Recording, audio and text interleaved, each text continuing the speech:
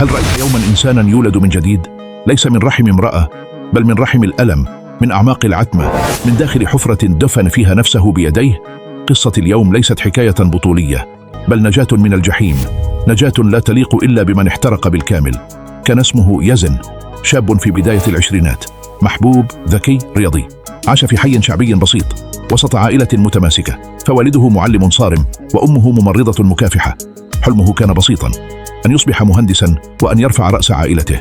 دخل الجامعة متحمسا مفعما بالحياة، وفي عامه الثاني ظهر في حياته شاب يدعى شادي. كان مختلفا، أنيق، يتحدث بثقة زائدة ويدخل كل مكان وكأنه يملكه. وفي لحظة تعب نفسي بعد مشاجرة مع والده ورسوب في أحد مواده وهموم علاقة عاطفية فاشلة، قال له شادي: جرب بس سيجارة واحدة هتروق وتحس الدنيا مشيت على مزاجك. ولأول مرة في حياته يزن قرر يهرب من الواقع. مشى في طريق لم يدرك أن أوله تجريب وآخره قبر مفتوح. منذ تلك الليلة تغيرت حياته. أصبحت السيجارة الأولى جرعة يومية، ثم أسبوعية، ثم ما عاد يحتاج لسبب. لم يعد يدرس، لم يعد يضحك. بدأ يبيع أغراضه، هاتفه، ساعته، كتبه، ثم ذهب أمه، ثم مال البيت. الإدمان لا يسرقك دفعة واحدة، بل قطعة قطعة. ثم بدأت السرقة من أصدقائه، من البيت، من أي أحد، حتى جاء اليوم الذي دخل فيه بيت جاره ليسرق، ليجد طفلا صغيرا ينظر إليه بعيني براءة. لم يستطع حتى إكمال السرقة فهرب، لكن الكاميرات تعرف الحقيقة. قبضت عليه الشرطة وقضى عاما ونصفا في السجن. خرج من السجن مكسورا، منبوذا، بلا أهل، بلا أصدقاء. وجد نفسه نائما على الرصيف، يبحث في القمامة عن طعام، يتسول على إشارات المرور، وكل ما فيه كان يصرخ: أنا انتهيت. لكن الله لا يغلق كل الأبواب. في إحدى الليالي وقفت أمامه فتاة شابة من إحدى الجمعيات الخيرية، وقالت له بصوت هادئ: هل تحتاج مساعدة؟ ولأول مرة منذ سنوات بكى. نقلوه إلى مركز تأهيل، وهناك بدأت الحرب الحقيقية. لم تكن حربا مع السموم فقط، بل مع الذكريات، مع الندم، مع الوحدة. كان ينهار يوما ويقوم في اليوم التالي. كان يبكي، يصرخ، يكتب، يحرق ما كتب، ثم يعاود المحاولة. بعد عام كامل خرج إنسانا آخر. لم يعد ذلك الشاب البريء ولا المدمن المنهار، بل شخص يعرف أن الحياة لا تعطى، بل تنتزع انتزاعا من يد الموت. قرر أن يبدأ من جديد. بدأ بالحديث في المدارس والجامعات عن قصته. وقف على المسرح وصرخ بألمه ليحذر الآخرين. وفي إحدى الندوات اقترب منه شاب يدعى مالك وقال له: أنا كنت ناوي أبدأ، بس كلامك أنقذني. تلك الكلمات كانت كافية ليزن ليدرك أن صوته الآن أهم من أي شهادة. وبعد عام من التعافي قرر زيارة بيته. فتحت والدته الباب ولم تصدق. ارتمت في حضنه باكية، لكن والده لم يحتضنه، بل قال له بنظرة باردة: أنا ما نسيتش الذهب اللي بعته ولا نظرات الناس اللي كسرتني. كان اللقاء مؤلما، لكن يزن قال بهدوء: أنا مش جاي أخذ رضاك، جاي أرجع كرامتي. وفي يوم وبينما يسير في أحد الشوارع رأى شادي، ذلك الذي بدأ كل شيء. كان شادي هزيلا، ضائعا، مريضا. اقترب منه يزن وقال: بدك فرصة؟ أنا هون، مش علشان ألومك، علشان أنقذك. بدأ شادي رحلة العلاج وعرف معنى الغفران. قرر يزن أن ينشئ جمعية خاصة به، أمل من الرماد. بدأوا ب2 ثم 5 ثم عشرات. جمعية تساعد المدمنين على إعادة بناء أنفسهم. وفي أحد الأيام تلقى دعوة من قناة دولية لإجراء مقابلة. أصبح صوتا عالميا في محاربة الإدمان. وهناك ظهرت سارة، طبيبة نفسية متطوعة في الجمعية. كانت عاقلة، هادئة، ترى فيه الإنسان لا الماضي. وبين جلسات العمل والندوات ولدت شرارة حب. لكن يزن كان يخاف من الماضي. هل أستحق أن أحب؟ هل يمكن لقلبي أن يعطى من جديد؟ لكنها قالت له: من يخرج من الجحيم يستحق الجنة. واجه الجمعية تحديا كبيرا عندما سرق أحد المتعافين مبلغا كبيرا. الناس اتهموا وشكوا، لكن يزن قال: الثقة تمنح لمن يحتاجها، مش لمن يستحقها فقط. وعندما عثروا على الشاب على وشك الانتحار أنقذوه، وتعلموا أن أقسى القلوب تحتاج حضنا لا حكما. ثم جاءهم خطاب من عائلة شاب مات بجرعة زائدة، وقال فيه: لو سمعت قصة يزن من قبل يمكن كنت عشت، لكن قولوا له شكرا لأنه سينقذ غيري. وفي مؤتمر عالمي وقف يزن وقال: أنا مش خبير أكاديمي، أنا خبير بالألم، خبير بالضياع، خبير بالرجوع من الموت. اليوم يزن متزوج من سارة، لديه طفلة اسمها حياة. يقود أكبر جمعية تأهيل في البلاد، لكن كل صباح عندما ينظر إلى المرآة يقول لنفسه: أنا لست ناجيا فقط، أنا إنسان يستحق الحياة.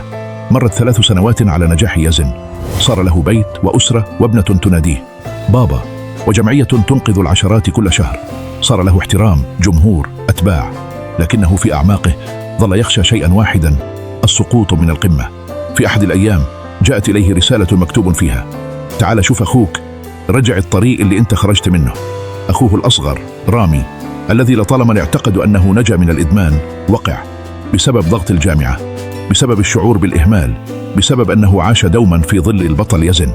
في لحظة واحدة عاد كل الخوف. بدأ يزن يلوم نفسه: انشغلت بالناس ونسيت أقربهم لي. هرع إلى بيت العائلة ليجد رامي في حالة هستيرية، يصرخ، يكسر، ويرتجف من أعراض الانسحاب. حمله يزن بنفسه إلى مركز التأهيل. لم يعد المنقذ هذه المرة، بل الأخ، وعاد لليالي السهر والمراقبة والدموع والأمل.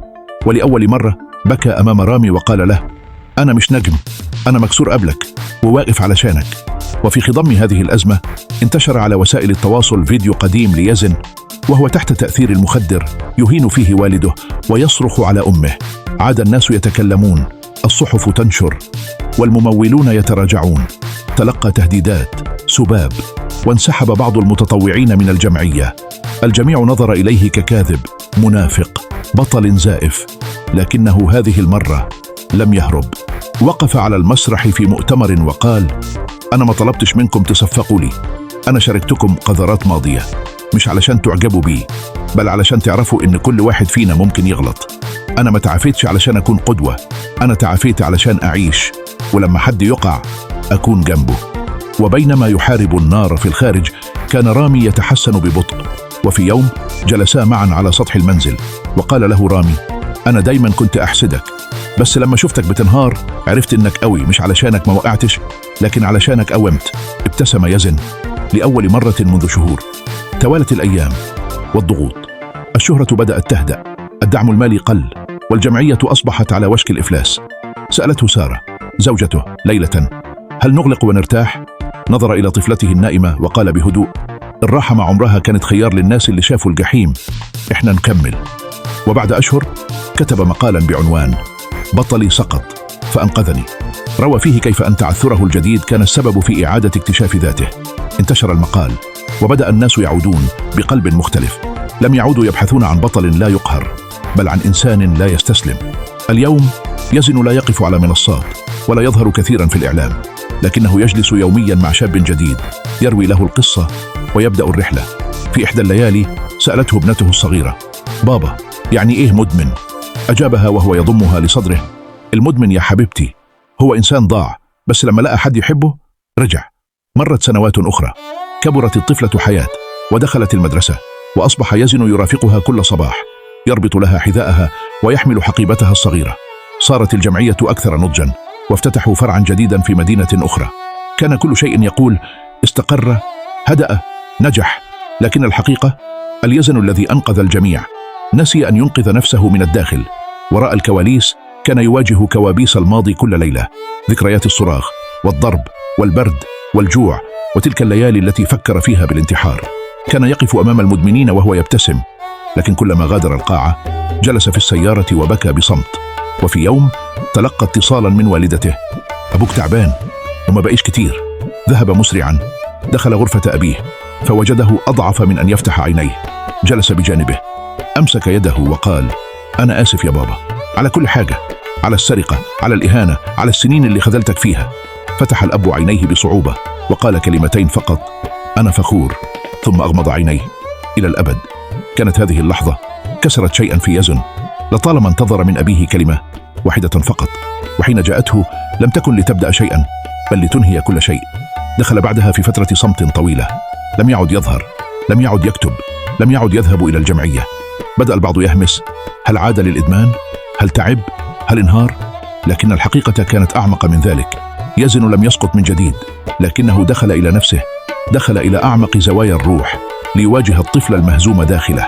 ذهب إلى جلسات علاج نفسي، جلس فيها كواحد من الآخرين، لا كقائد، لا كبطل. قال للطبيب: أنا مش خايف أرجع أتعاطى، أنا خايف أكون عشت بوجه غير وجهي الحقيقي طول الوقت. في أحد الأيام جاءته رسالة من فتاة تدعى ريم، تبلغ من العمر 15 سنة. كتبت له: أنا مشيه على طريق الإدمان وعايز أموت، لكن شفت فيديو قديم ليك وقررت أستنى يوم كمان. لو قدرت ترد عليا يمكن أستنى يومين. قرأ الرسالة مرات ثم حمل هاتفه وصور فيديو قصير. ريم: أنا كمان كنت عايز أموت، بس في حد آمن فيا وأنا ما كنتش شايف نفسي أصلا. ما تموتيش يا ريم، أنا مستنيك في الجمعية وهوريكي مش إزاي تطلعي، هوريكي إنك تقدري تعيشي وتعيشي كويس كمان. جاءت ريم وبدأت علاجها، وفي حفل صغير بعدها بسنة أمسكت ريم بالمايك وقالت: أنا اسمي ريم وكنت في طريق النهاية، بس يزن صدق إني أقدر أبدأ. ابتسم يزن من بعيد وذرف دمعة بصمت. اليوم يزن تجاوز 40، وجهه تغير، شعره شاب قليلا لكن عينيه أكثر نورا من أي وقت مضى. لم يعد يسعى ليثبت أنه قوي، بل ليقول للناس: القوة مش في عدم السقوط، القوة إنك تكمل حتى لما تتكسر. في إحدى الليالي بعد محاضرة طويلة كانت هناك ورقة صغيرة تركها أحدهم على الطاولة. فتحها وقرأ: لولاك كنت زماني مش هنا، بس علشانك بقيت أنا هنا. ضحك يزن ورفع عينيه إلى السماء وقال: اللهم اجعلني دائما سببا لعودة روح وهداية قلب. مرت 5 سنوات أخرى. ريم التي أنقذها برسالته أصبحت تعمل إلى جانبه في الجمعية. كبرت الطفلة حياة وصارت في الصف السابع، وبدأت تسأله أسئلة أعمق: بابا، هو ليه في ناس بتاخد مخدرات؟ هو أنت ليه كنت مدمن؟ وكان يرد عليها دائما بابتسامة حزينة، علشان كانوا محتاجين حضن وملقوهوش. وفي إحدى الأمسيات أثناء محاضرة بمدينة ساحلية صعد شاب إلى المنصة فجأة دون إذن. كان يرتجف، عيونه مكسورة، ملابسه مهترئة. قال للجمهور: أنا كنت بسمع عن يزن وكنت بقول لنفسي أكيد ده بيكذب، بس من يومين كنت نايم في الشارع وطلعت لي بنته الصغيرة، جابت لي أكل وقالت لي: بابا بيقول اللي زينا بيستاهل فرصة تانية. أنا جيت علشان أقول أنا عايز أبدأ. سكتت القاعة ثم ضجت بالتصفيق، لكن يزن هذه المرة لم يبكي، بل نزل من المنصة، حضن الشاب وقال له أمام الجميع: مش مهم الماضي، المهم إنك لسه عايش ولسه عايز تعيش. في سن 50 تعرض يزن لجلطة دماغية خفيفة. نقلوه إلى المستشفى وهو يهمس للطبيب: أنا ما خفتش من المخدرات، هخاف من جلطة؟ لكنها كانت رسالة من جسده: توقف، خذ نفسا، راجع نفسك. بعد التعافي قرر أن يبتعد قليلا ويترك القيادة للفريق الشاب.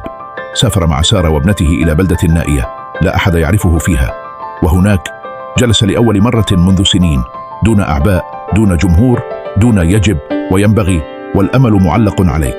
والحكمة من هذه القصة: الحياة لا تعني أن تنهض مرة واحدة، بل أن تنهض كل مرة تسقط فيها. والأبطال الحقيقيون ليسوا من لا يسقطون، بل من يلهمون الآخرين للنهوض. ولا تنسي ضع لايك وتعليق واشتراك في القناة حتى يصلك كل قصة جديدة أخرى.